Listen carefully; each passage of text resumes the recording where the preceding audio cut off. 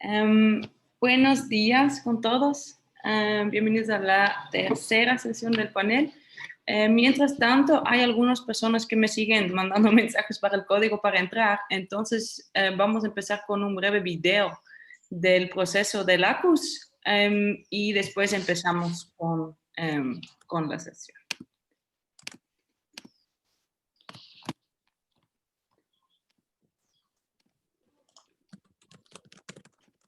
Fundación Ceiba, colaborando con 4 municipios locales en la provincia de Manabí.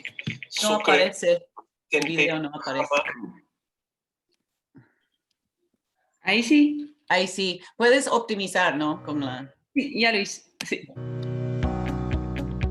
En el noroccidente de Manabí, el ACUS, Área de Conservación y Uso Sostenible, ha sido impulsado por la Fundación Ceiba, colaborando con 4 municipios locales en la provincia de Manabí: Sucre, San Vicente, Jama y Pedernales.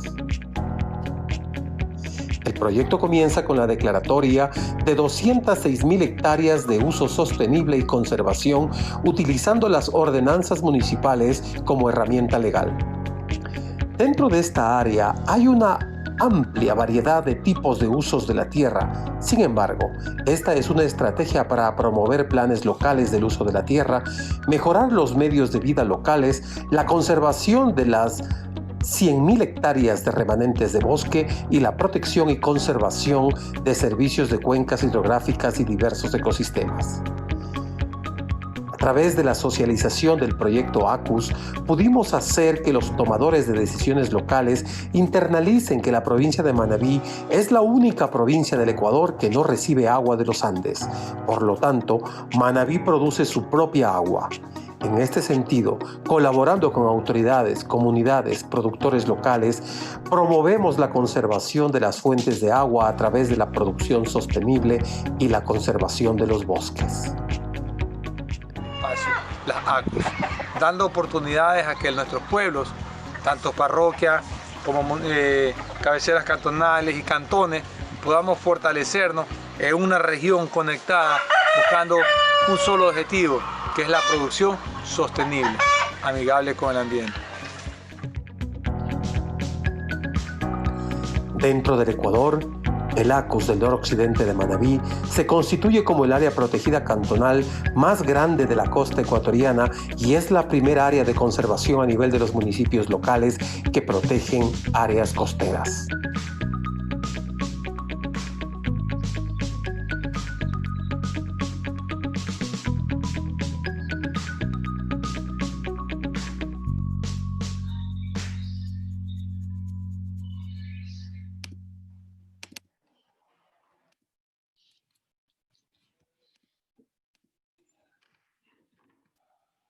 Bueno, muy buenos días con todos. Veo que siguen entrando algunas personas, pero igual vamos a empezar. Bienvenidos a la tercera sesión del panel del ACUS sobre estrategias de conservación en las ACUS, las áreas de conservación y uso sostenible. Yo soy Kelly y yo soy la coordinadora de educación de la Fundación Ceiba y hoy seré la moderadora de este evento. También están presentes Catherine y Carolina, que también me imagino que van a estar interviniendo con preguntas y moderando parte de este evento. La Fundación Ceiba, en conjunto con el gobierno provincial, gobiernos municipios, instituciones educativas y otras ONGs, hemos trabajado para declarar estas áreas de conservación y uso sostenible en el noroccidente de Manabí. Muy breve sobre la Fundación Ceiba para quienes no nos conozcan. Hemos trabajado desde hace más de 20 años con comunidades locales en el apoyo a la conservación de ecosistemas en el bosque nublado y en bosques costeros.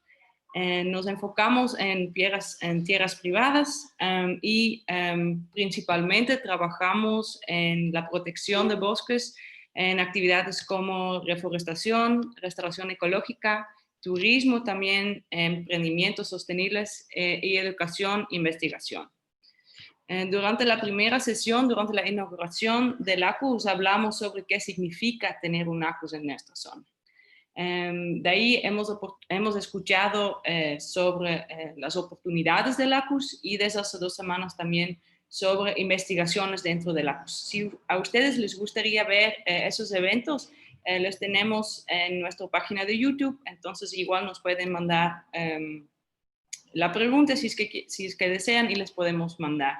Pero hoy vamos a escuchar de 2 expertos en el tema de conservación en los ACUS, que son Ryan Lynch y Sebastián Escobar, y estoy súper contenta de tenerles aquí con nosotros y escuchar de ellos. Antes que les voy a dar el paso a ellos, me gustaría con todos solo recordar algunas cosas prácticas para que todo salga bien. Todos, por favor, apaguen sus micrófonos. Cuando hay preguntas, lo vamos a hacer al final, entonces mientras tanto lo pueden escribir en el chat, o si no, al final de las 2 presentaciones hay un espacio para las preguntas y de ahí se puede prender su micrófono. Si es posible, aprender sus cámaras. Ya veo algunas personas reconocidas, entonces súper bien que podemos ver entre todos quienes están aquí. Y entonces si hay preguntas durante la charla, por favor lo pongan en el chat y al final tenemos un espacio específico para esto. Pues si todos estamos listos, vamos a empezar con la primera ponencia, que es de Sebastián. ¿Sí, Carolina? Sí, ¿cómo están? Buenos días con todos. Soy Carolina Toapanta, directora ejecutiva de Fundación Ceiba. Es un gusto para nosotros tenerles aquí y solo brevemente quería que me ayuden con un favor, como mencionó Kelly, de prender sus cámaras para tomar una captura de pantalla y poder tenerles, porque al final normalmente algunos por otros compromisos tienen que salir y no contamos con el registro de todos. Entonces, por favor, Julia, if you can help me there, please, with a screenshot. Thank you. Gracias y disfruten de estos panelistas muy importantes. Gracias.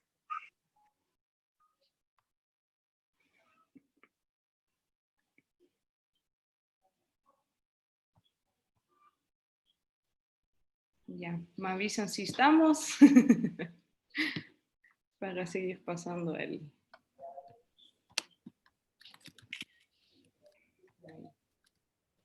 Bueno, igual siguen entrando. Entonces, pues ahí voy a dar la palabra a Sebastián. Sebastián Escobar es estudiante de doctorado en la Universidad de Aarhus, en Dinamarca. Y trabaja en la ecología y evolución de las plantas tropicales, así como en la distribución geográfica en la diversidad a diferentes niveles. Él ha considerado la zona del noroccidente de Manabí en su investigación. En 2018 estaba en la Reserva La Lolo y nos va a contar sobre la importancia de la conservación del bosque y su fauna en mantenimiento de las dinámicas de dispersión de semillas de tabaco. Yo estoy súper interesada a escuchar sobre su investigación y sus ideas sobre la conservación en la zona. Entonces, Sebastián.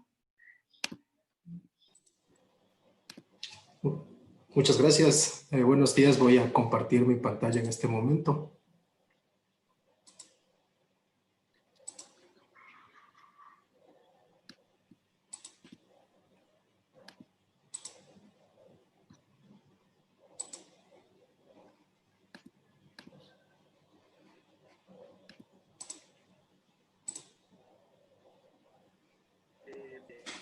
Ok, ¿estamos listos? ¿Sí pueden ver la presentación?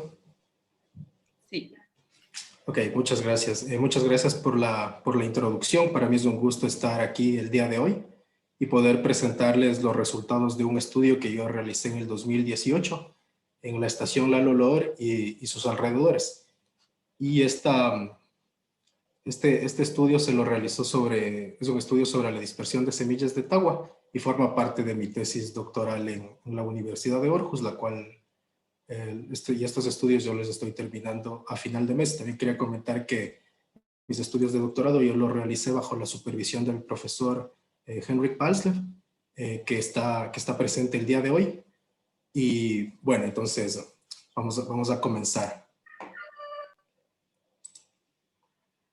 Esta charla se va a basar principalmente en un paper que fue publicado este año en la revista Tropical Conservation Science y trata sobre la remoción y dispersión de semillas en una palma con semillas grandes, que es la tagua, en el occidente de Ecuador, que es una región altamente afectada por la deforestación. Y este proceso de remoción de semillas es una parte importante dentro de la dispersión de semillas, ya que posterior a la remoción de las semillas del suelo, muchas plantas a veces tienen semillas grandes y arrojan estas semillas al suelo. Entonces, cuando estas son removidas por animales, pueden ser dispersadas, pero también pueden ser depredadas. El proceso de dispersión de semillas es clave para las poblaciones de plantas, ya que las plantas no tienen la capacidad para moverse por sí mismas, por lo cual necesitan de la presencia de dispersores, generalmente son animales, o también existen otros factores que pueden contribuir a dispersar las semillas, como el agua o incluso el viento. Por lo tanto, al determinar la ubicación final de los nuevos individuos de la población, la dispersión de semillas incrementa la supervivencia de las semillas y de las plantas. Y esto es debido a que en el área contigua a las plantas parentales, la mortalidad de los individuos de las plántulas y de las semillas es alta. Sin embargo, esta mortalidad se reduce a medida que las semillas se alejan de la planta parental. Entonces, al incrementar la supervivencia en la población, esto tiene efectos también en los patrones de reclutamiento de la población, que son los nuevos individuos que se van a unir a la población, y por ende en la regeneración natural de la población, lo cual permite que una población se mantenga a través del tiempo. Esto también afecta los patrones demográficos, incluso los patrones genéticos que existen dentro de las poblaciones.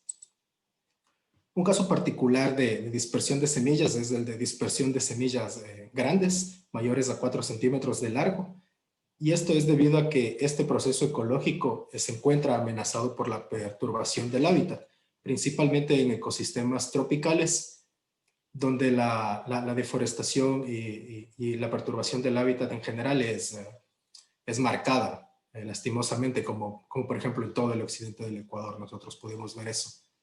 Este proceso depende de animales medianos y grandes, lógicamente porque estos animales, al ser más grandes, tienen la capacidad física de mover estas semillas dentro del bosque.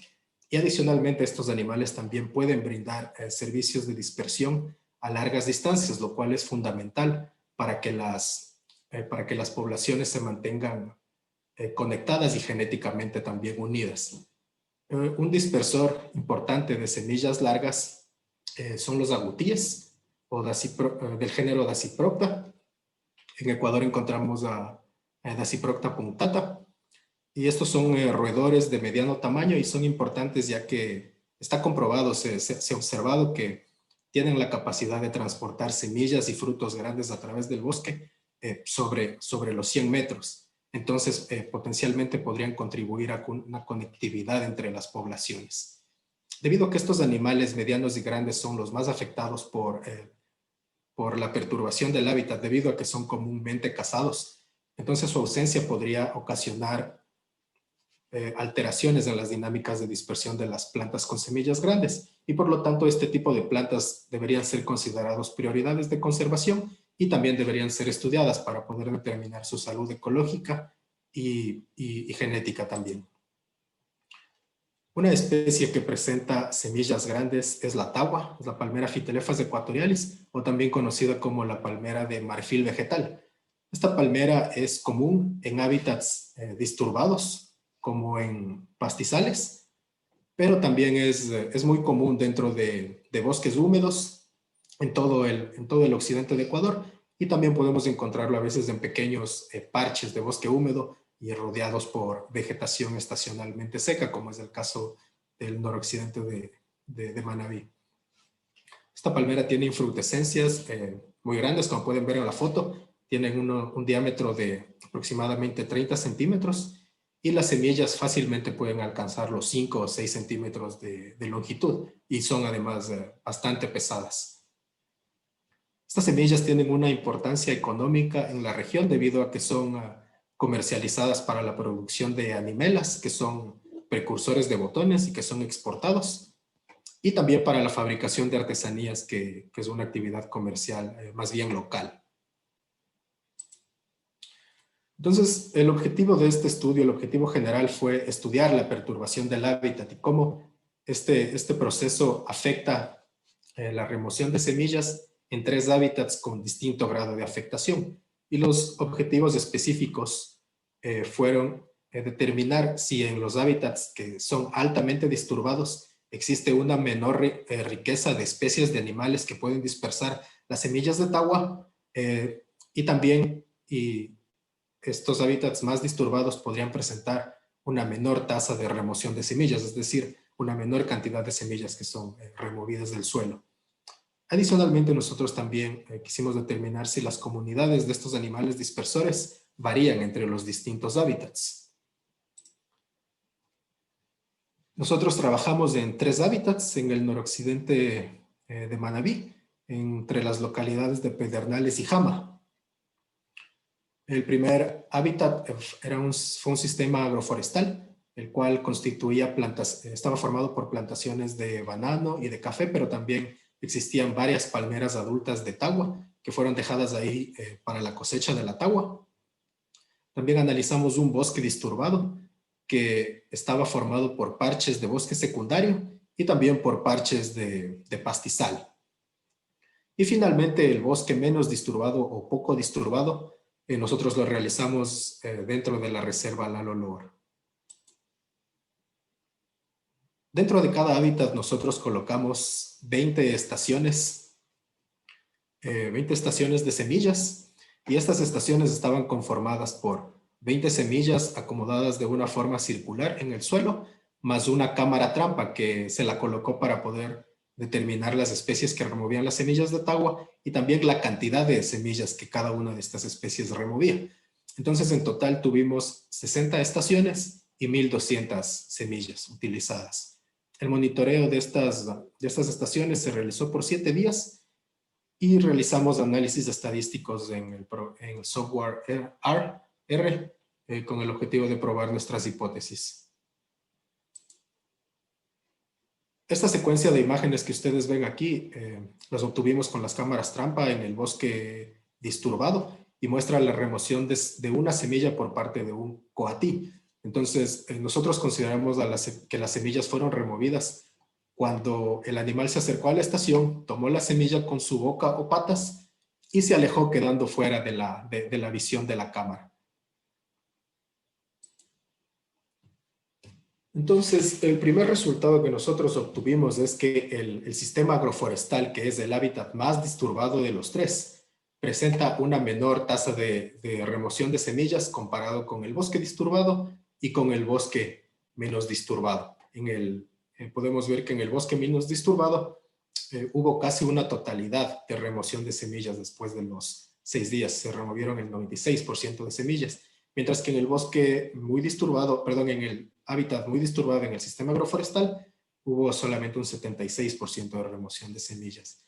En este otro gráfico podemos ver que durante el primer día la remoción de semillas en Lalo Loor fue alta, hubo un promedio de 11.5 semillas removidas por estación y es mayor comparado con los otros 2 hábitats. Y también vemos que más o menos al 4.º día estas tasas de remoción se estabilizaron dentro de los 3 hábitats. Gracias a las cámaras trampa pudimos identificar 8 especies de mamíferos, principalmente roedores, que remueven y potencialmente dispersan las semillas de tagua. Y entre los más importantes están los agutíes, que son estos roedores que les comenté, que pueden promover dispersión de semillas a largas distancias. Y los agutíes, Dasyprocta punctata, promueven este tipo de dispersión, ya que ellos tienden a enterrar y desenterrar las semillas varias veces repetidamente, y de este modo cada vez que entierran y desentierran una semilla, pueden contribuir a que esta semilla se aleje cada vez más de las plantas parentales. Entonces la contribución de los agutís fue alta dentro de los dos bosques, principalmente dentro del bosque poco disturbado, pero fue relativamente baja en el sistema agroforestal. Por el otro lado tenemos las ratas espinosas de Tomes, las cuales tuvieron una alta contribución de remoción en el sistema agroforestal y también una contribución relativamente alta dentro de los dos hábitats boscosos. Respecto a la riqueza de los dispersores de semilla, nosotros nuevamente observamos que en el sistema agroforestal, que es el más disturbado, hubo una menor riqueza de dispersores a nivel estadístico. Por ejemplo, nosotros vimos que en promedio por estación, solamente hubo una especie de mamífero removiendo las semillas en este hábitat disturbado, mientras que en los dos bosques hubo en promedio dos especies de mamíferos removiendo semillas. Y estadísticamente pudimos observar que las comunidades de animales de los tres hábitats son estadísticamente distintos. Adicionalmente, me gustaría aprovechar para enseñarles algunos de los resultados de otro estudio que fue realizado solamente en Lalo Loor, y es sobre los patrones genéticos de la población de tagua que existe en este bosque. Entonces, para estudiar esto, me olvidé de decir que estos patrones genéticos, cómo están siendo influenciados por los procesos también de dispersión de semilla y polen. Eso es lo que nosotros quisimos ver. Y para esto nosotros seteamos una parcela dentro del bosque de 200 metros por 200 metros y en su interior colectamos de las plántulas representadas por los círculos y también los adultos, las plantas adultas hembra y los machos. Nosotros con estos individuos hicimos un análisis genético de paternidad para determinar las distancias a las cuales las semillas y el polen se dispersan. Y vimos que la mayoría de las semillas, alrededor del entre el 60 y el 70% de las semillas, se dispersan hasta los 30 metros en su mayoría. Sin embargo, también pudimos determinar eventos de dispersión que incluso superan los 150 metros de distancia. Entonces, lo más probable es que estos eventos de dispersión hayan sido realizados por agutíes.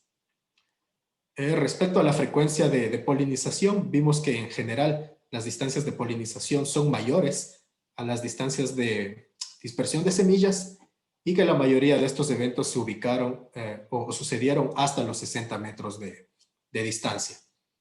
Nosotros también realizamos análisis de estructura genética espacial dentro de las plántulas como dentro de los individuos adultos de esta población. Y estos análisis lo que nos indican es la distancia a las cuales los individuos están potencialmente relacionados a nivel genético. Entonces, tanto como para plántulas como para adultos, nosotros vimos que están relacionados a nivel genético cuando se encuentran a una distancia de, en promedio, 30 metros. Y eso nos lleva a pensar que estos patrones de estructura genética están dados por la limitada dispersión de semillas que existe en esta población. Esto generalmente no es algo bueno para las poblaciones de plantas, ya que reduce su diversidad genética. Sin embargo, nosotros encontramos que este no es el caso en esta población, por lo cual nosotros pensamos que la dispersión de polen es un proceso ecológico sumamente importante en las poblaciones de tagua, debido a que potencialmente podrían estar contribuyendo a mantener los niveles de diversidad genética que existen. Entonces, como principales conclusiones de este estudio que les mostré, es que efectivamente la perturbación del hábitat reduce la riqueza de los animales que remueven y dispersan las semillas de tagua, y por ende también existe una disminución en las tasas de remoción de semillas, por lo cual existen estas dinámicas de dispersión podrían estar alteradas. Sin embargo, también observamos que en el hábitat altamente disturbado en el sistema agroforestal, las ratas espinosas de Tomes podrían promover o ayudar en la supervivencia de las semillas, ya que pese a que no pueden dispersar las semillas a grandes distancias, pueden hacerlo a una distancia de por lo menos 10 metros, lo cual podría ayudar a las semillas y a las plántulas a sobrevivir esta zona de alta mortalidad cerca de las plántulas, de las plantas parentales. Por lo tanto, la conservación de estas ratas espinosas de tomes es fundamental para la conservación de estas poblaciones locales de tagua en los sistemas agroforestales. De lo contrario, potencialmente estas podrían desaparecer en el futuro debido a que no existiría una regeneración natural de las poblaciones. Adicionalmente, vimos que los agutíes son los potenciales dispersores de semillas a largas distancias y también podrían contribuir a la conectividad entre las distintas poblaciones. Como observamos dentro del sistema agroforestal, la contribución de las agutíes era relativamente baja, por lo cual estas poblaciones podrían estar aisladas del resto de las poblaciones debido a que no tienen dispersores de semillas que puedan realizar este flujo de genes entre las poblaciones. Y por lo tanto, los patrones genéticos de estas poblaciones podrían verse afectados y por ende su resiliencia, que es su capacidad para afrontar cambios ambientales. Sin embargo, esto es algo que todavía no lo hemos hecho, todavía no hemos medido cómo están los niveles de diversidad genética en las poblaciones disturbadas, pero es algo que tenemos planteado realizarlo a futuro para tener una idea más integral de cómo el disturbio del hábitat altera la dispersión de semillas de esta especie.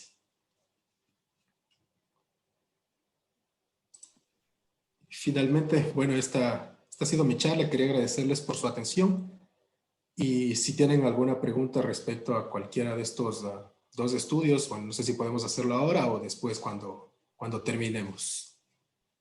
Sí, muchísimas gracias, Sebastián, súper interesante. Si ya hay preguntas, por favor, lo podemos poner en el chat. Me gustaría primero escuchar la siguiente charla y con eso al final hay suficiente espacio para preguntas. Súper interesante escuchar los ejemplos de la zona también, de la importancia de los diferentes partes en el ecosistema y cómo está conectado todo. Ahorita vamos a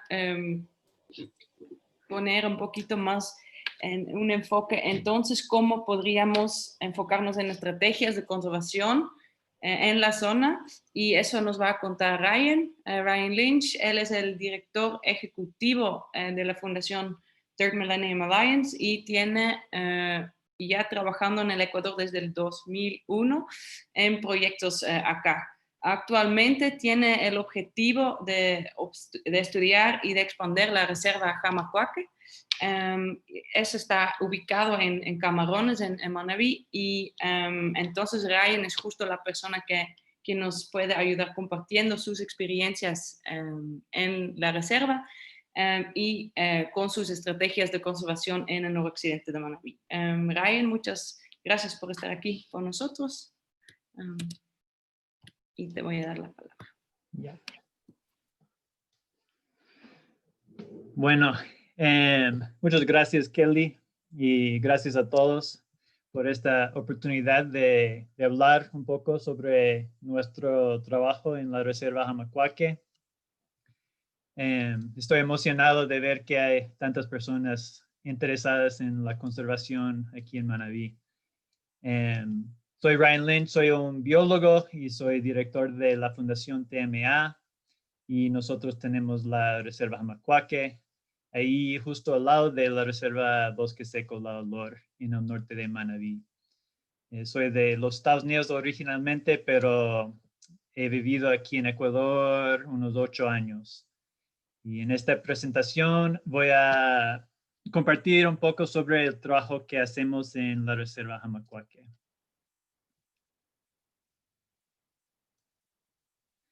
Bueno, para empezar, nuestra fundación fue fundada en 2007 y nuestra misión es preservar los últimos remanentes de bosques de la costa de Ecuador y trabajar con las comunidades locales para restaurar lo que se ha perdido.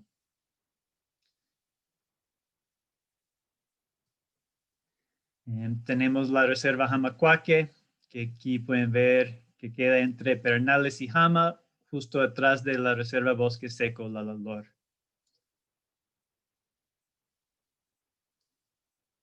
Y antes de hablar de nuestro trabajo, quería hablar un poco sobre la importancia de esta zona de Ecuador, de la costa del norte de Manabí. En el norte de Manabí está ubicada en el hotspot de biodiversidad, Tumbes Chocó Magdalena, que empieza en el norte de Perú y llega hasta el sur de Panamá. Y es una de las áreas con mayor biodiversidad en el mundo. Y justo donde estamos trabajando en la costa de Ecuador, representa la transición crítica entre los bosques secos y los bosques húmedos. Y debido a nuestra ubicación en la línea ecuatorial, podemos encontrar muchos tipos de bosque. En el norte de Manabí existe al menos 5 tipos de bosques únicos y pueden ver aquí en este mapa que han hecho el Ministerio de Ambiente, la diversidad de ecosistemas y tipos de bosque que existe en nuestra zona. Pero desgraciadamente hemos perdido la mayor parte del bosque debido a actividades no sostenibles. Lo que queda hoy está bien fragmentado y degradado también. Y esto tiene un gran impacto negativo en las especies nativas, como esta que es cabezón pizarroso, que solo habita a lo largo de la costa de Ecuador, desde el norte de Perú hasta Esmeraldas. Y eso también incluye especies como el mono capuchino de la costa, que es una especie en peligro crítico de extinción. Y un punto importante es que también la deforestación tiene un impacto negativo en el bienestar de las comunidades que viven en esta zona.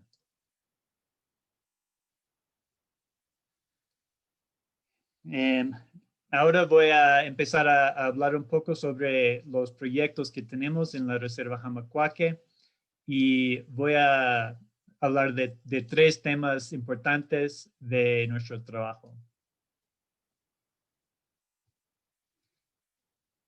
Primero voy a hablar un poco sobre actividades de conservación que hacemos en la Reserva Jamacuaque y después voy a compartir un poco sobre actividades de restauración y agroforestería.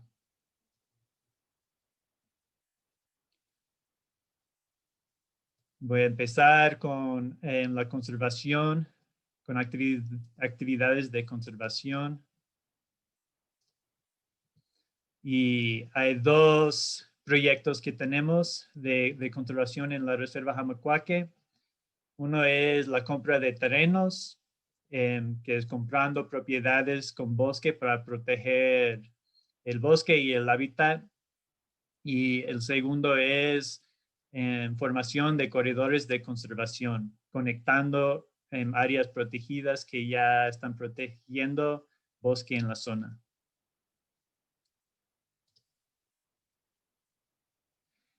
Para empezar, nuestra fundación fue fundada en 2007 con la compra de una propiedad de 40 hectáreas. Y durante los últimos 13 años hemos comprado 17 propiedades para formar la Reserva Jamacuaque que tenemos ahora, que actualmente tiene 640 hectáreas. Y nosotros como fundación estamos comprando propiedades con bosque para 2 razones principales. Uno que es proteger el bosque y el hábitat para la vida silvestre que vive en la zona y también para proteger todos los servicios ambientales que los bosques ayudan a producir agua para las comunidades que viven al lado. Y la conservación de los fuentes de agua es un enfoque de nuestra fundación. Estamos comprando propiedades donde todos los riachuelos de la zona empiezan. En este mapa pueden ver que durante los últimos 13 años hemos comprado una gran parte de la cordillera de la montaña en esta zona, con la idea de proteger las fuentes de agua de todos los riachuelos que empiezan en la montaña y bajan hasta las comunidades de Tabuga y Camarones. Y la segunda actividad de conservación que hacemos en la Reserva Jamacuaque es empezar a formar corredores de conservación. Y nuestro enfoque ahora es de la creación de un corredor entre la Reserva Jamacuaque y la Reserva Bosque Seco al lado. Y este corredor es bastante importante porque en esta zona encuentras una diversidad de tipos de bosque, entre bosque seco, bosque húmedo, y en la cordillera de nuestra reserva llega hasta un tipo de bosque nublado. Y este proyecto y la formación de corredores de conservación son importantes porque ayuda a las especies como el mono capuchino, que tiene que mover distancias largas entre fragmentos de bosque en la zona para buscar alimentos. Pero también la formación de corredores de conservación tiene importancia en toda la zona, y este es uno de los enfoques del proyecto del LACUS, es intentar proteger el bosque que queda en todo el norte de Manabí para que la vida silvestre pueda moverse por el paisaje entre todos los fragmentos de bosque que todavía queda en la zona. Y ahora voy a hablar un poco sobre las actividades de restauración. Como hemos perdido la gran mayoría de bosque en la zona, restauración del paisaje tiene una importancia bien importante, y nuestra fundación trabaja en estos dos temas. Uno es reforestación, que es sembrando árboles nativos, y el segundo es regeneración natural, que es aprovechando la capacidad natural del bosque para repararse. Durante los últimos 13 años hemos hecho proyectos en los dos temas de reforestación y regeneración natural. Y la diferencia entre los dos es más como reforestación es una actividad activa y la regeneración natural es una actividad más pasiva.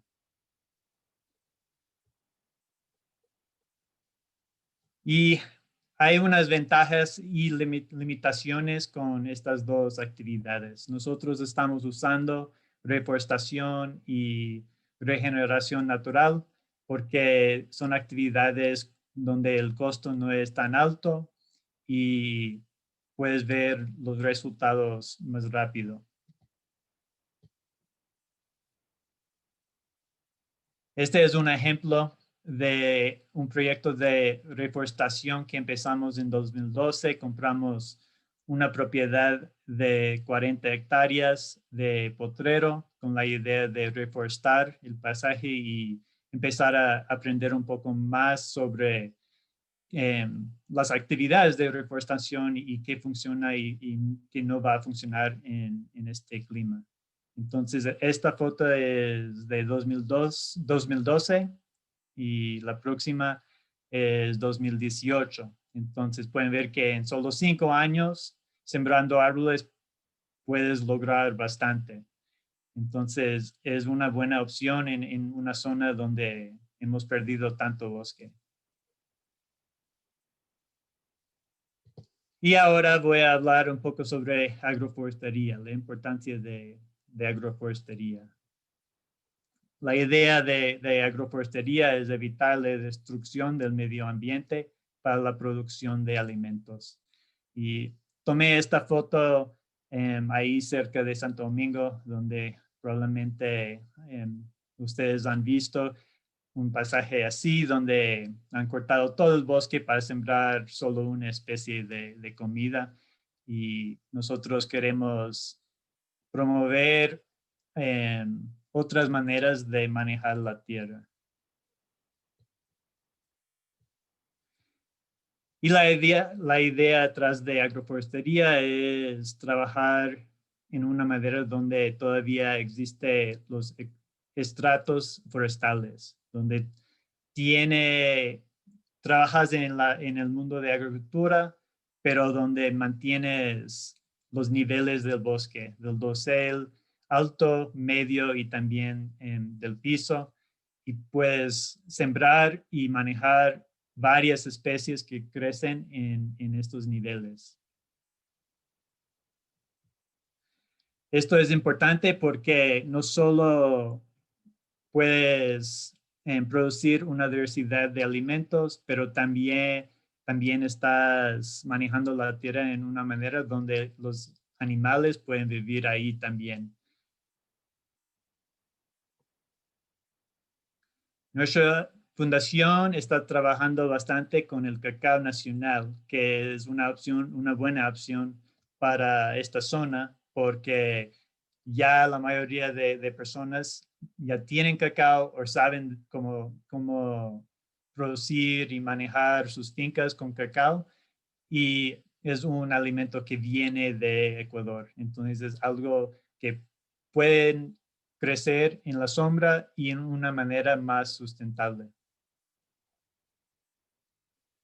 Y café es otro. Hay varios ya grupos de personas trabajando en la zona con el café, que es otra opción de una especie que uno puede crecer bajo sombra y en una manera más amigable para la vida silvestre. Y la idea detrás de todas las actividades que estamos haciendo es hacer esta transición hacia la sostenibilidad, donde empezamos a manejar las propiedades y trabajar con la gente en sus fincas a cambiar la manera en manejar el pasaje desde la tala y quema hacia agroforestería y la formación de áreas protegidas y corredores de conservación. Y estas actividades están en la corazón de este proyecto del ACUS y todo que hemos hablado durante las últimas presentaciones. Y eso es todo. Muchas gracias por esta oportunidad, y si alguien tiene una pregunta, puedo responder a cualquiera. Y muchísimas gracias, Ryan. Es súper interesante ver el trabajo de ustedes, y también creo que complementa muy bien con la presentación de Sebastián, que tiene unos enfoques muy, muy diferentes. Veo que ya hay algunas preguntas en el chat. Catherine, para Sebastián, ¿quieres preguntarlo? Sí, gracias, puedo hacerlo. Muchas gracias a los dos para las charlas súper interesantes, y veo muchas oportunidades para colaboración y apoyo a investigación en esta zona que es tan importante y poco conocido realmente. Toda la costa de Ecuador es biológicamente desconocido en comparación a muchas otras partes de Ecuador y muchos otros ecosistemas. Entonces, es muy importante el trabajo que ustedes están haciendo. Bueno, mis preguntas para Sebastián. Uno es, Sebastián, usted sabe de las semillas, yo sé que no fue parte o enfoque de su estudio, pero de las semillas dispersadas, ¿tiene alguna idea de cuántas sobreviven o recluten a plántulas en los distintos sitios? Y ya, eso es mi primera pregunta.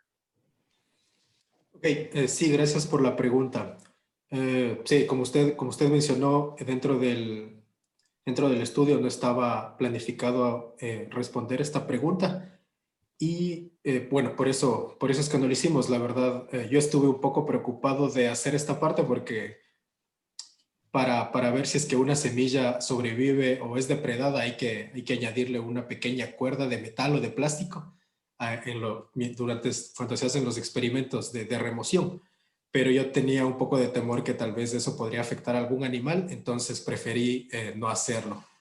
La verdad es que yo considero que debe haber menores tasas de reclutamiento en los hábitats más disturbados comparados con los bosques, porque pese a que hay remoción de semillas y potencialmente hay una dispersión, puede que estas semillas puedan sobrevivir, puede que incluso puedan reclutar como plántulas. Sin embargo, al estar desprotegidas, los va a ser presa fácil de los depredadores y también de otras plagas.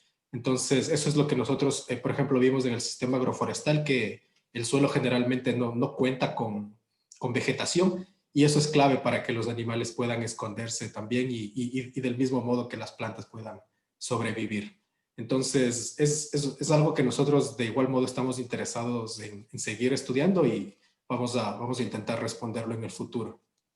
Incluso los seres humanos, cuando hacen su mantenimiento en áreas más perturbadas, pueden, bueno, yo sé que favorecen al tagua en general, pero alguien que está manteniendo su parcela agroforestal puede hasta cortar una plántula de tagua que está creciendo en un lugar.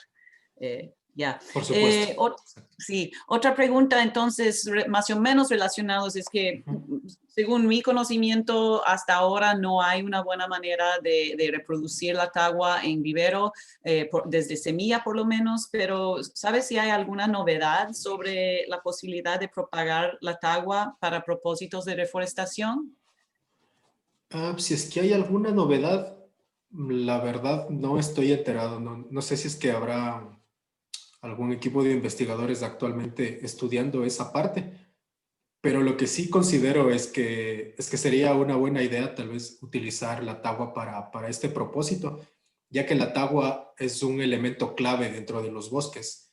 Como nosotros pudimos ver, los frutos de la tagua son muy grandes, albergan una gran cantidad de frutos y por lo tanto tienen una gran cantidad de nutrientes que pueden ser aprovechados por los animales. Por lo tanto, si nosotros tenemos plantas de tagua en algún ambiente disturbado, esta planta va a empezar a botar sus frutos y vamos a ver cómo los animales potencialmente pueden empezar a llegar a recolectarlos, a consumirlos y de ese modo colaborar en procesos de reforestación y restauración. Pero sí, lamentablemente en la tagua lo que se conoce es muy poco. Entonces es por eso que nosotros en este momento hemos empezado con los estudios y por el momento estamos haciendo estudios que se puede decir que podrían servir de base para estudios en el futuro. Pilotos, ajá. Sí, yo he escuchado de éxitos en trasplantar la tagua, las plántulas de tagua, que a veces hay bastantes, ¿no? Debajo de una planta y moverles, trasplantarlas, pero fuera de eso, de semilla, es muy difícil. Eso, lo que si hay una posibilidad de tener éxito en usar la tagua en la reforestación, eso también ayudaría a la gente, porque es un producto no solo beneficioso para los animales, sino para la gente, que la gente puede cosechar para el uso humano también. Muchas gracias, Sebastián. Gracias también. Gracias. Veo que hay más preguntas. Catalina tiene preguntas para Sebastián y para Ray. Entonces, Catalina, si usted misma quiere preguntarles. Hola, buenos días con todos. Felicitaciones, Sebastián, lindísimo tu estudio. Yo tenía una duda ahí, estaba un poco confundida entre el rol que tiene esta ratita y el agutí. ¿Tienen roles semejantes para la dispersión de las semillas o qué pasa con estos dos animalitos? Claro, sí, muchas gracias por la pregunta, Catalina. Bueno, estos dos roedores tienen una característica que son Scatterhorn rodents, o son roedores que tienden a enterrar y desenterrar las semillas y de ese modo aumentar la distancia a las cuales son dispersadas. Entonces, los dos roedores tienen este comportamiento. La diferencia es que la rata espinosa es pequeña, puede ser considerada pequeña, mientras que los agutís son más grandes, pueden llegar a tener 3, 4 kilos y por lo tanto su capacidad de movilidad es más grande. Y de este modo ellos pueden promover una dispersión a distancias mucho mayores en comparación a las ratas espinosas de Tomes. Sin embargo, como vimos, estas ratas también podrían ser importantes en el sistema agroforestal porque pese a dispersar semillas entre 10 y 20 metros por lo general, esto podría ser suficiente para que éstas puedan sobrevivir y por lo menos llegar al estadio de plántulas. Creo que esa es la principal diferencia entre estas dos. Pero incluso he visto que colaboran entre ellas para estos procesos de dispersión. Genial, gracias Sebastián. Y otra pregunta para ti mismo que me surgió ahorita. En la zona de Manabí, ¿es esta zona norte de Manabí la que produce más tagua para la artesanía y la exportación o...? Esa es una pregunta muy interesante porque, bueno, mientras yo estuve en fase de campo, recorrí muchas localidades del occidente del Ecuador. Entonces yo supe que se extrae bastante tagua, no solamente de Manabí, que es un lugar que se podría considerar como clásico para la recolección de tagua, sino también existe mucha tagua que viene desde Esmeraldas, donde anteriormente habían poblaciones muy grandes y aún todavía se puede encontrar la tagua, y también de las estribaciones andinas. Cerca de Santo Domingo. Nosotros al conversar con gente que se dedica a esta actividad económica, nos comentaron que también bastante tagua viene de estas zonas. Entonces, estudiar la parte económica de la tagua también es un tema muy interesante, muy amplio y que tiene mucho por explorar aún. Gracias. Y Kelly creo que me permitió también preguntar a Ryan. ¿Qué tal, Ryan? Mucho gusto. Felicitaciones por manejar esa linda reserva. Así que nos permita la pandemia para visitarte. Tengo una pregunta, Ryan. ¿Qué especies utilizas tú para estos proyectos que tienes de reforestación y restauración? Sí, un gusto, Catalina. Y espero que después de la pandemia podemos ya abrir las puertas para que todos puedan venir y conocer la reserva. Bueno, en el proyecto de reforestación que empezamos con las especies amarillo, cativo, Peren Sánchez, laurel y guayacán. Son las especies como las principales. Pero también hemos sembrado tal vez unas 10 especies más de la zona, pero después de los primeros 5 años hemos notado que la reforestación en una escala tan grande sí sale caro esa actividad. Entonces estamos trabajando más en el lado de regeneración natural ahora y recién empezamos a pensar más en el uso de la especie de guava, de las especies de inga, que empiezan a crecer en los potreros. Son una de las como especies que empiezan a crecer primero. Entonces ahora eso es un enfoque principal para el lado de regeneración natural. Perfecto. Gracias, Ryan. Lindísimo el proyecto. De nada. En perdón, pero esas ingas también son fijadores de nitrógeno, ¿no es cierto? Entonces pueden también ayudar a recuperar el suelo. Sí, exacto. Y los frutos también son muy útiles para monos y otros animales de bosque. Exactamente, sí. Sí, encontramos una fundación que solo como trabaja con especies de inga en actividades de reforestación. Creo que es una buena idea para el futuro de reforestación. Bien. Qué bien, muchas gracias. Veo que hasta ahora hay unas 3 preguntas más. Marcelo Lucas podría hacer su pregunta. Está por aquí. Bueno, mientras Marcelo... Hola Kelly, ¿cómo estás? ¿Estoy ahí? Listo, saludos a todos y felicitaciones, muy bueno y muy interesante. Mi pregunta era para Sebastián, que si han encontrado algún tipo de enfermedad que afecta a que la semilla de tagua se reproduzca o se desarrolle. Esto puede ser por la fermentación o presencia de otros factores de enfermedades introducidas, porque la tagua es algo nativo. Y también si hay incidencia de que pueden afectar a los dispersadores de semillas, los animales que él mencionaba. Muchas gracias. Gracias por la pregunta. En realidad nosotros no muestreamos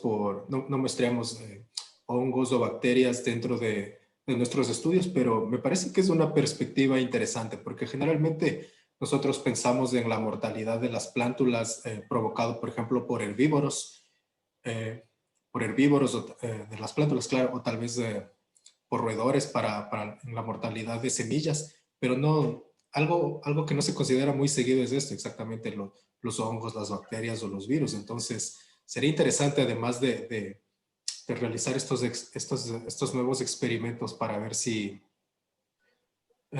se podría incluir también esto, ver si es que existe algún tipo de afectación de estos microorganismos, probablemente sea mayor cerca a las plántulas madre y disminuya con la distancia de las plantas. Es algo que se necesitaría estudiar, la verdad. ¿Y me puedes repetir la segunda pregunta, por favor? Si esto hay incidencia hacia los animales silvestres, los dispersadores, es decir, si puede haber como una especie como una zoonosis, ¿no?, que afecta esta acción hacia ellos, o te puede dar la oportunidad de investigar si es que los animales tienen resistencia a estos ciertos productos patógenos o no patógenos que pueden producir. Eso era mi... Claro, bueno, es posible. Es posible porque si es que hay algún patógeno que después es consumido por este animal, y si tal vez este patógeno no es nativo, sino que fue introducido, podría provocar un daño dentro de estas comunidades de animales. Pero es algo que hay que averiguar. Muchas gracias, muchas gracias. Muchas gracias. Pasando a eso, Olga tiene la pregunta si la ardilla también puede ser un animal dispersor también o no. Bueno, yo lo que considero, y en base a lo que vi en los videos de las cámaras trampa, es que la ardilla puede dispersar las semillas de tagua, pero a muy corta distancia, creo yo. Yo creo que incluso a distancias menores que las ratas espinosas de Tomes, pese a que tienen un tamaño parecido. Y yo creo que tal vez la dispersión no es baja en las ardillas, debido a que yo en los videos vi como tomaban las semillas, pero se dirigían a los troncos de los árboles cercanos y ascendían en lugar de alejarse más, que es algo que vi con las ratas espinosas. Entonces, una vez que terminen de comer, de alimentarse del mesocarpo que recubre las semillas, esas ardillas van a botar las semillas nuevamente al suelo. Entonces, no contribuirían con un proceso de dispersión en una medida como lo harían otros animales, como las ratas espinosas. Entonces, posiblemente contribuyan a que estas semillas sobrevivan, pero no creo que son elementos importantes en la dispersión, la verdad.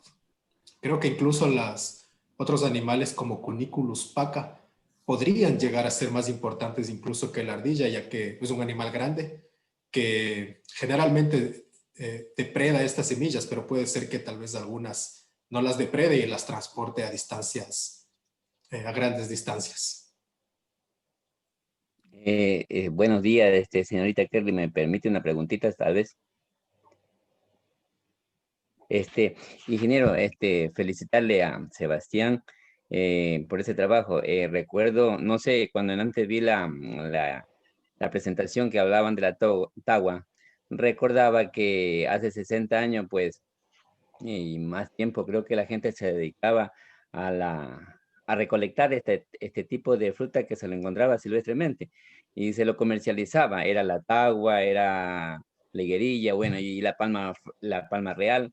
Y veía que la gente anteriormente, como no tenían cultivos como el plátano, principalmente yo que soy de acá del Carmen, zona de estos alrededores, entonces veía que esta gente se dedicaba a comercializar este producto para el botón, como usted lo decía.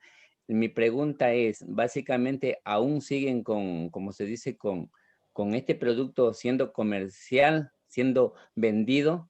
Y también, usted lo decía, alguien decía que también se lo puede aprovechar como un consumo. Cuando esta fruta tiene, como le digo, está tierno y llega a formarse como un coco, digamos, como una babita, es aprovechado también como alimentación. Ese contenido tiene un contenido nutritivo que me gustaría saber, Sebastián, si ustedes lo hicieron, y a su vez, si a más de yo propagar, justamente esta semana en mi propiedad, una pequeña propiedad que está, encontré una planta pequeña y como yo dentro de mi propiedad, pues que es una finca que la compré ya explotada, pues no había una tagua y tuve que yo de un vecino llevarme una plantita a sembrarla, porque la idea es propagar, porque como usted lo dice, puede servir para un ecosistema, para el como es guatuso que le decimos nosotros comúnmente, la especie del roedor que usted señalaba ahí. Es interesante ver más trabajo como esto, como el de la tagua, como el del pambil, ¿cómo es? El señor Ray, que está, digamos, haciendo eso de la reforestación, de ver cómo nosotros podemos esas plantas, esas especies que se están desapareciendo, poderlas incursionar nuevamente en nuestros bosques. Felicitarle a los dos realmente y gracias por esta conferencia que ha sido realmente muy, muy importante. Muchas gracias. Le respondo su pregunta y bueno, aunque parezca tal vez, no sé, un poco difícil de creer, la industria de la tagua. Sí, Perdón que te interrumpa, solo quería claro. estar segura. Olger, ¿nos podría indicar dónde vive usted o a qué organización representa? Cuéntenos un poquito antes de Ok, le ¿cómo respondo. está? Verá, yo vivo casi al noroccidente de la provincia de Pichincha, Puerto Quito, básicamente.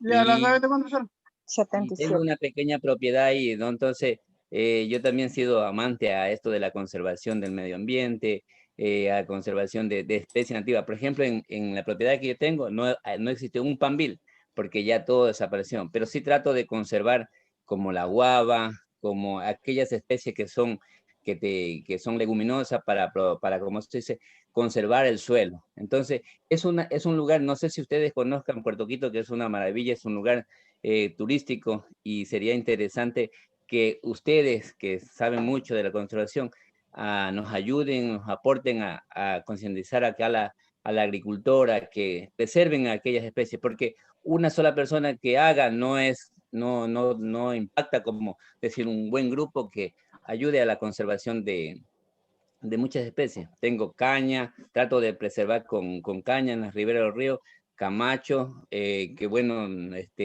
son especies que se deben, toquilla, que también se deben tener en las áreas donde están los afluentes de agua.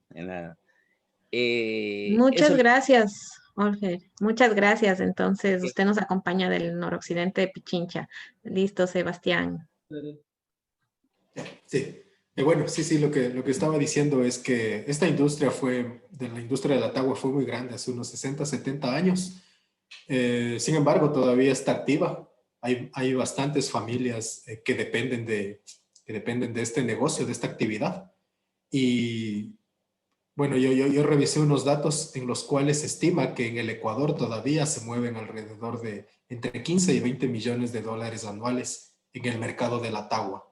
Entonces, yo considero que sí es un elemento importante aún y que tiene que ser conservado no solamente para garantizar la salud ecológica de los ecosistemas, sino también un ingreso económico a los pobladores. Y es importante también o más bien es interesante el tema de la tagua, porque anteriormente se lo utilizaba para la producción de animelas o de estos precursores de botones o algunas otras artesanías, pero actualmente se están buscando nuevas opciones. Entonces, por ejemplo, en el exterior, en países como Estados Unidos, se están realizando pruebas en los cuales el polvillo que se genera de la tagua pueda ser utilizado como un material abrasivo en productos de belleza, por ejemplo, o en pastas de dientes, y ser un reemplazo de estos polímeros plásticos que se utilizan actualmente. Entonces, a mí personalmente me parece que el estudio y el uso de la tagua está lejos de terminar, y más bien me parece que hay mucho que realizar ahí. Hay una industria que puede ser fácilmente explotada y que tiene que ser hecho obviamente de una manera responsable, y para lo cual primero nosotros necesitamos tener información biológica sobre esta especie y sus poblaciones. Gracias, Sebastián. Me gustaría dar paso a otra pregunta de Paola Vallejo. Paola, quisiera presentarte también aquí al grupo. Ella tiene una reserva en San Vicente, Agua Amarga, ¿no? Y pues ahora también se quiere hacer parte del grupo del área de conservación y uso sostenible que estamos creando, y ojalá podamos seguir trabajando en conjunto. También es miembro de la red de reservas privadas del Ecuador. Y tenías unas preguntas, preferimos que te dirijas directamente con Ryan, me parece que era a quien dirigías. Gracias, Paola. Gracias, Carolina, gracias a todos. Sí, espero se me escuchen. Bueno, me parece todo súper interesante y creo que es un excelente momento nosotros en San Vicente, que tal vez tenemos mucho que inspirarnos y aprender de los cantones del norte y sur, porque en Jama, con Fundación Ceiba, ahora con las iniciativas de Third Millennium, así como también Cerro Seco, tenemos mucho que aprender. En San Vicente todavía no estamos tan consolidados, las ACUS nos abren una gran oportunidad. Y mis preguntas van en esa línea a Ryan, hablando de la conectividad. Es fantástico cómo en 17 años han conectado como rompecabezas y han generado ya también todo un recorrido que permite los ciclos de vida. Y pensando también en San Vicente, lo que queremos, que a la final es un trabajo en conjunto, nosotros tenemos apenas 100 hectáreas, y justo, bueno, tal vez la característica de nuestra zona es que tenemos el ecosistema marino costero y el bosque seco al borde de una carretera, en una zona donde más bien la amenaza no es la frontera agrícola, sino la concepción urbana, entre comillas, urbana, porque tampoco es que sea nada urbano, pero hay una aspiración urbana en la cabeza. Y es medio como antinatura y antimercado el de tratar de conservar cuando de pronto hay estas presiones, estas ilusiones del desarrollo urbano, turístico, bajo el modelo tradicional. Entonces ahí viene mi pregunta de la conectividad del ecosistema marino costero primero, y un poco de las sinergias para poder tratar de generar estas conectividades con zonas en alto riesgo, zonas con riesgo de entrada de maquinaria para hacer carreteras, construcciones masivas en cemento en una zona sísmica, etcétera. Bueno, ahí te dejo con mis preguntas. ¿Tu pregunta es para quién, Pau? Para Ryan. Ryan. Para Ryan, mis preguntas eran un poco en la experiencia que han tenido ya en la zona de Jama con la conectividad. ¿Cuánto se puede expandir esas sinergias de ese interés de compra de tierras, en fin, hacia la zona de San Vicente? ¿Cómo ven a la conectividad del sistema marino costero con el ecosistema de bosque seco? Un poco cómo van esas líneas de conectividad más hacia abajo, no hacia lo largo, sino hacia abajo. Listo, gracias. Ryan. Sí, gracias, Paula. Y un gusto. Yo sé que tengo un correo que me escribió, entonces tengo que responder a ese correo. Y podemos conversar de todos los detalles también en una llamada aparte si quiere. Sí, pero sí, esto de la compra de terrenos es solo un parte de todo este proyecto de conservación y el ACUS, y obviamente es una actividad que sale bastante caro. Entonces, cuando estamos comprando, la idea es pensar bien en como las áreas más importantes, más clave para empezar a formar estas áreas protegidas donde podemos ya mantener zonas de biodiversidad y de ahí usar reforestación, trabajar con los dueños en sus propias propiedades en las zonas entre las áreas protegidas. Entonces, por eso estamos ya, nuestra reserva es solo ahí, ahorita en la zona de entre Pedernales y Jama, pero sí es importante saber en qué parte de todo el corredor de Manabí, de este proyecto de ACUS, hay remanentes de bosque tan importantes donde tenemos que proteger una isla grande de bosque. Y si la compra es una oportunidad para esa, ahí sí vamos a pensar si podemos ayudar en comprarla. Entonces, sí es una oportunidad, pero hasta ahora nuestra fundación solo hemos comprado en una zona. Pero a través de este proyecto y todos los proyectos de conservación, queremos trabajar con todos que tienen interés en cómo formar sus propias áreas protegidas en zonas con alta biodiversidad. Y sí creo que, como dices, tenemos que pensar en todo, no solo los bosques de las montañas donde nosotros estamos trabajando, pero también esa transición hacia el mar, hacia la playa. Y creo que ustedes están trabajando en una de esas áreas donde todavía hay bosque seco ahí al lado de la playa, que es una zona que es bien importante para este proyecto. Gracias, Ryan. Bueno, justamente nosotros, Pau, también para que sepas, estamos trabajando con el GAT de Sucre. El día miércoles tuvimos una reunión con ellos para ayudarles en la planificación territorial y la zonificación de sus playas, por ejemplo, porque ellos en cambio tienen en San Jacinto el manglar, tienen un estuario, entonces también tienen bastantes conflictos con turistas, en cambio ahí es diferente y es un sitio de anidación de tortugas. Entonces, si bien nuestra prioridad es el tema de la conectividad de los bosques, la restauración, las comunidades, educación ambiental, consideramos también que el equilibrio, y eso va a hablar en un momento Catherine, la presidenta de la fundación, el equilibrio entre los bosques y la parte marina es esencial para nosotros. También te comento que se está haciendo o elaborando una propuesta para la creación de un área protegida marina con conservación internacional que abarcaría desde Puerto Cabuyal casi casi en la frontera de San Vicente y Jama, hasta, esperamos, justamente este manglar La Boca, al sur del Cantón Sucre. Entonces, ahorita nos estamos vinculando con ellos para poder justamente crear sinergias y es bien importante tu aporte ahí porque vas a estar incluida en esta área protegida. Entonces, tendrías dos categorías, una en la tierra y otra en el mar para el tema de conservación. Ahora, el tema de las playas, Pau, es bien complejo de lo que he estado también averiguando por el tema de las competencias.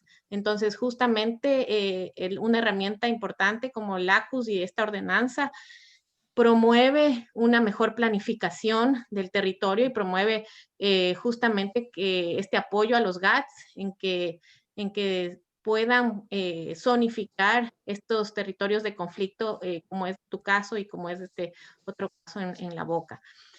Catherine, usted también tenía algo que comentarnos. Y solo quería responder un poco a Paola, lo que dijo Paola, que es sumamente importante. Yo entiendo bien y siempre me duele ver la destrucción de la naturaleza en la parte marina costera, siempre reemplazándola con la misma... los mismos edificios grandes de cemento sin especies nativas, con parqueaderos y una destrucción total del medio ambiente y de la biodiversidad que está ahí. Y en Ecuador, estos ecosistemas marino-costeros son muy amenazados porque nadie preserva o conserve ese tipo de hábitat. Entonces, creo que es muy importante tener gente como usted que puede ser hasta portavoces o líderes locales en una mejor mentalidad, unas mejores ideas de cómo se puede mantener áreas verdes, no solo para la biodiversidad, pero también para la gente, ¿no? Porque para los beneficios que lleva esas áreas verdes a la gente y la potencial para un desarrollo turístico que sea mucho más enfocada en la naturaleza y no tanto en edificios y bares y áreas urbanos, sino en mar y tortugas marinas y bosques y no sé, eso, me entiende que es un gran potencial. Yo creo que la gente normalmente vea un costo de oportunidad, que es algo negativo de conservar un área verde en vez de desarrollarlo. Entonces hay que cambiar esa mentalidad para que la gente aprecie que es una gran oportunidad de tener un tipo de desarrollo un poco diferente que lo que se ve en muchas otras partes de Ecuador.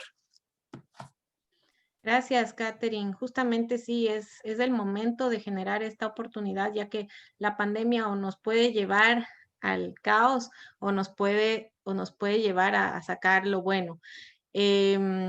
Tenemos otra pregunta de Marcelo Luque hacia Ryan. En los años de trabajo de conservación, ¿qué y cuál es lo más difícil o complicado que se les ha presentado, sobre todo en el tema socioeconómico y ambiental? Fácil pregunta, Ryan. Hola, Marcelo. Gracias por la pregunta. Sí, eso es un buen punto. Eso es la clave en realidad. Como fundación empezamos como bastantes fundaciones con la compra de terrenos, pero ese lado socioeconómico es lo más importante. Y en realidad es probablemente el tema más importante para los años que vienen, especialmente con la pandemia. Entonces, hasta nosotros que sí compramos propiedades, vamos a ya empezar a trabajar más en ese lado, porque si la gente no tiene sus trabajos, si no tienen otras opciones, obviamente van a seguir cortando árboles o cazando, que ha pasado en nuestra reserva los últimos meses. Hemos notado una subida grande de casos de cacería y de la tala ilegal. Entonces, el lado socioambiental o socioeconómico es la clave para el futuro. Seguro que sí.